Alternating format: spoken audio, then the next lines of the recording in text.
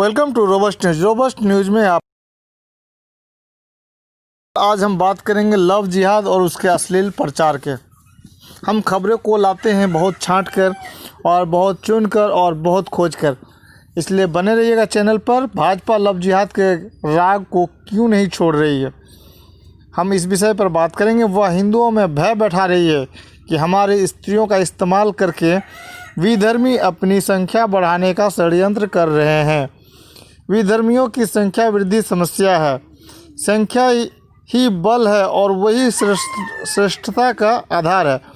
इसलिए ऐसे हर विवाह या संबंध का विरोध किया जाना है, क्योंकि इससे विधर्मी की संख्या बढ़ जाती है। हम प्रियंका खरवार और सलामत को हिंदू और मुसलमान की तरह नहीं देखते, बल्कि दो बालिग व्यक्तियों के तौर पर देखते हैं जो अपनी आज़ाद मर्जी और पसंद से साल भर में अमन और खुशी की ज़िंदगी बिता रहे हैं। अगर एक वयस्क अपनी मर्जी से किसी दूसरे के साथ रहने का निर्णय करता है तो यह निर्दय रूप से उस व्यक्ति का अधिकार है। अगर यह अधिकार बाधित किया जाता है तो यह उसके जीवन और स्वतंत्रता के बुनियादी अधिकार का उल्लंघन है, क्योंकि इस अधिकार में चुनाव के अधिकार की स्वतंत्रता, अपना साथी चुनने की आज़ादी और इज्जत के साथ रहने का अधिकार शामिल है। यह संविधान के अनुच्छेद 21 के अनुरूप है। इलाहाबाद उच्च न्यायालय ने बिना लाग लपेट के यहाँ की प्रियंका बालिग हैं, इसलिए वे अपने माँ बाप की मिल्कियत नहीं है। उन्हें अपनी ज़िंदगी के बारे में फैसला करने का पूरा हक है। एक बार अदालत में अगर एक बालिग कह दे कि उसने अपनी मर्जी से फैसला किया है, तो अदालत को भी यह हक नहीं कि वह उसकी महाअभिभावक बन जाए। जस्टिस पंकज नकवी और विवेक अग्रवाल की 2 सदस्यीय पीठ ने इलाहाबाद उच्च न्यायालय की एक ही सदस्यीय पीठ के उस फैसले को कानूनी दृष्टि से बुरा बतलाया, जिसने यह कहा था कि अगर सिर्फ शादी के लिए धर्म परिवर्तन किया जाता है तो वह स्वीकार्य नहीं है। यह 2014 के नूरजहां बेगम, अंजलि मिश्रा और अन्य से जुड़े मामलों में एक सदस्यीय पीठ का निर्णय था। इसी तरह का एक और निर्णय हाल में एक सदस्यीय पीठ ने दिया। इन मामलों में न्यायाधीश की यह समझ थी कि सिर्फ शादी के लिए धर्म परिवर्तन कर लेना एक अवसरवादी कदम है, जिसका समर्थन नहीं किया जाना चाहिए। इस साल सितंबर के महीने में जिस जोड़े की सुरक्षा देने की अपील अदालत ने ठुकरा दी थी, उसमें युवती पहले मुसलमान थी और उसने विवाह के कुछ पहले ही अपना धर्म छोड़कर हिंदू धर्म अपनाया था। अदालत को इसलिए उसका धर्म परिवर्तन विश्वसनीय और प्रामाणिक नहीं लगा और उसने उन दोनों को राहत देने के लिए अपनी तरफ से किसी भी हस्तक्षेप से इनकार कर दिया। इससे उलट 2 न्यायाधीशों की पीठ ने हैरानी जताई कि 2 बालिग लोगों के साथ रहने के निर्णय पर सवाल उठाया जा रहा है। उनका तर्क बहुत साफ है। वह बेगानी शादी में अब्दुल्ला को दीवाना होने के रोकने के लिए है, या इस पुरानी कहावत को याद दिलाने के लिए, जब मियाँ बीवी राजी क्या करेगा काजी। अदालत के इस फैसले के तुरंत बाद उत्तर प्रदेश सरकार ने एक अध्यादेश की घोषणा की है, जिसके मुताबिक जबरन या प्रलोभन देकर या धोखे से स्त्री का धर्म परिवर्तन कराने पर कैद और जुर्माने की सज़ा है। अगर स्त्री अनुसूचित जाति और जनजाति की हो तो सजाएं और भी सख्त हैं। इस अध्यादेश को उचित और जरूरी ठहराते हुए उत्तर प्रदेश के मंत्रियों ने दावा किया है कि लव जिहाद की घटना असहनीय रूप से बढ़ रही थी और हमारी स्त्रियों पर अत्याचार बढ़ रहा था, इसलिए यह कानून लाना पड़ा। हालांकि जिस दिन यह अध्यादेश लाया गया उसके कुछ रोज पहले ही कानपुर पुलिस के विशेष जांच दल की रिपोर्ट से जाहिर हुआ कि लव जिहाद का आरोप बेबुनियाद है।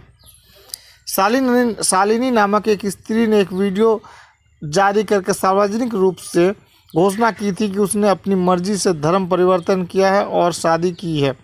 शालिनी के माँ बाप इसे अपहरण और जबरन धर्म परिवर्तन बता रहे थे। एनडीटीवी ने जब दिल्ली में शालिनी से मुलाकात की तो उसने कहा कि वह पढ़ी लिखी है, एमबीए की डिग्री उसके पास है। क्या उसे कोई बहला फुसला कर उसका धर्म परिवर्तन कर सकता है, यह उसका सोचा समझा निर्णय था।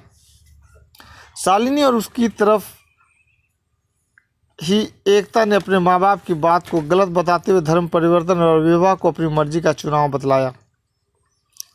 उनकी सार्वजनिक घोषणा के बावजूद उत्तर प्रदेश की सरकार और पुलिस दावा करती रही कि हिंदू लड़कियों का धर्म परिवर्तन करके शादी कराने की एक संगठित साजिश है। बहुत सारे लोग और उनमें कई बार न्यायाधीश भी शामिल होते हैं कहते हैं कि उन्हें प्रेम विवाह से परेशानी नहीं है, तो वे तो सिर्फ शादी के लिए धर्म परिवर्तन के खिलाफ हैं। हमें इस तर्क पर विचार करना चाहिए। इसके पीछे यह समझ है कि मेरा धर्म ही मेरी पहचान है, उसे बदलने का अर्थ है अपनी पहचान बदल लेना। यह बहुत गंभीर निर्णय है। किसी की पहचान बदल देना एक तरह का अपराध है। वह अगर क्षुद्र कारण से किया जा रहा है तो और बड़ा जुर्म हो जाता है। शादी को ऐसा ही क्षुद्र सांसारिक कारण माना जाता है। धर्म का लोगों की ज़िंदगी से रिश्ता बहुत जटिल होता है। यह कहा जाता है कि बिना उस धर्म को पूरा जाने और उस पर विचार किए अपना धर्म छोड़कर उसमें कैसे जाया जा सकता है। ऐसा कहने वाले यह नहीं सोचते कि जिस धर्म में वह है क्या उसके बारे में ही उसे सारा कुछ मालूम है, और क्या उसका हर पक्ष जांच कर ही वह उस धर्म में रहने की निर्णय करता है। क्या उस धर्म में उसका बने रहना सुचिंतित और सुविचारित है। धर्म में पैदा होना, उसमें जीवन काट देना ही स्वाभाविक माना जाता है, लेकिन हम सब जानते हैं कि हमारे जीवन में धर्म की भूमिका सीमित भी हो सकती है और उससे एक रिश्ता लेन देन का भी हो सकता है। कई लोग, बल्कि ज़्यादातर लोग अचेत रूप से धार्मिक होते हैं। बिना किसी धर्म ग्रंथ का अध्ययन किए धार्मिक होना संभव ही नहीं है, बल्कि वही शायद नियम है। इस बिना मर्जी के मिल गए धर्म में बने रहने के लिए अगर मुझे अपनी हर इच्छा की बदली दे देना हो तो फिर धर्म रख कर मैं खुद को खो देता हूँ। वैसी स्थिति में मैं क्या करूँ। इच्छाओं का महत्व जीवन में अलग अलग समय अलग अलग हो सकता है। एक समय प्रेम का आकर्षण दुर्निवार हो सकता है और उसके लिए कुछ भी कर गुजरा जा सकता है। इसके अलावा दूसरे अधिक महत्वपूर्ण सांसारिक और व्यवहारिक पक्ष को भी नहीं नज़रअंदाज करना चाहिए। अगर दो बालिग लोग साथ रहने का निर्णय करें तो आधुनिक राज्य के रूप में भारत उन्हें एक रास्ता देता है। वह विशेष विवाह के लिए बनाया गया कानून है। इसका उपयोग करके आप बिना धर्म बदले विवाह कर सकते हैं। लेकिन भारत की असलियत यह है कि जिन अधिकारों को इसका जिम्मा दिया गया है वे प्राय हर संभव प्रयास करते हैं कि इस प्रावधान का इस्तेमाल किया ही न जा सके। दो धर्मों के जोड़े जब इन दफ्तरों में पहुंचते हैं तो उनका स्वागत नहीं होता है। कई बार अधिकारी अभिभावक की तरह स्त्री को माँ बाप की मर्जी का ख्याल करने की सलाह ही नहीं देते, आगे जाकर दबाव डालते हैं। अनावश्यक सवाल जवाब से दोनों को अपमानित और हतोत्साहित करने की कोशिश की जाती है। जब यह रास्ता इतना मुश्किल बना दिया जाता है तो विवाह के लिए तैयार जोड़ा आसान रास्ता चुनता है। वह धर्म परिवर्तन का है। उसके बाद धार्मिक रीति से विवाह में अड़चन नहीं है। कम से कम इसके बाद जोड़े के पास एक कानूनी कागज है जो माँ बाप की ज़बरदस्ती के सामने कवच है। इसे लेकर वे अदालत जा सकते हैं और सुरक्षा की मांग कर सकते हैं। अब यह अपेक्षाकृत आसान रास्ता बंद करने की कोशिश हो रही है। विवाह के लिए धर्म परिवर्तन कर लेने का अर्थ जोड़ों की ज़िंदगी का पूरी तरह बदल जाना नहीं है। हमने ऐसे अनेक मामले देखे हैं जिनमें शादी के बाद स्त्री और पुरुष पहले की तरह अपने रीति रिवाज ही मानते रहते हैं। शादी के लिए अपनाया गया नाम भी बस कागज़ में रह जाता है, लेकिन इससे अलग जीवन के तौर तरीके बदल भी सकते हैं। लेकिन अगर साथ रहना कहीं अधिक महत्वपूर्ण हो तो इस बदलाव पर दूसरों को क्यों एतराज़ हो। यह ज़रूर है कि ज़्यादातर मामलों में स्त्री ही धर्म बदलती है।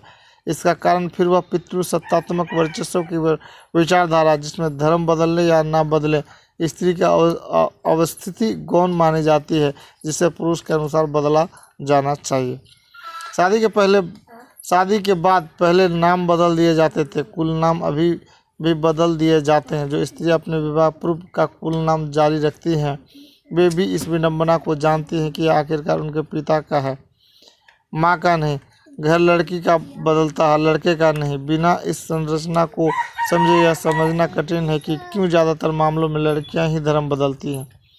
लेकिन धर्म ज़्यादातर के जीवन में उस तरह प्रासंगिक नहीं होता जैसा माना जाता है। जैसा हमने पहले कहा, वे धर्म के साथ अवसर और उपयोगिता के आधार पर रिश्ता बना सकते हैं। यह बात हमें बुरी लग सकती है, लेकिन हम खुद अपने जीवन की परीक्षा करें तो धर्म बदले बिना हम प्राय धर्म विरुद्ध आचरण कर रहे होते हैं। वह एक तरह से धर्म का त्याग ही है, लेकिन वह हमें बुरा नहीं लगता। क्यों? भारत में भारतीय जनता पार्टी की सरकारों के द्वारा लव जिहाद नामक नए अपराध की सृष्टि की जा रही है। इसके पीछे तरह है कि संगठित साजिश के द्वारा हिंदू लड़कियों का धर्म परिवर्तन किया जा रहा है। बार बार इस आरोप की जांच की गई है।